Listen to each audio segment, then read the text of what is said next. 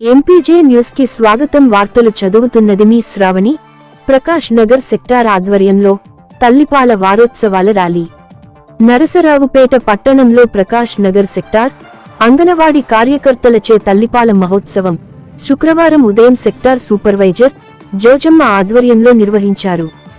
కార్యక్రమానికి ముఖ్య అతిథిగా ఏసీడీపీఓ మాణిక్యరావు పాల్గొన్నారు. మార్కెట్ వద్ద నుండి ఆర్టీసీ బస్టాండ్ తల్లి పాలిచ్చే బాక్స్ వరకు ర్యాలీ ద్వారా తల్లిపాలు ఆవశ్యకతపై ప్రజలకు అవగాహన కల్పించారు. ఏసీడీపీఓ మాణిక్యరావు మాట్లాడుతూ తల్లిపాలతో బిడ్డకు వ్యాధులను అరికట్టే శక్తిని, వ్యాధి నిరోధక శక్తిని ఇస్తుందని తెలిపారు.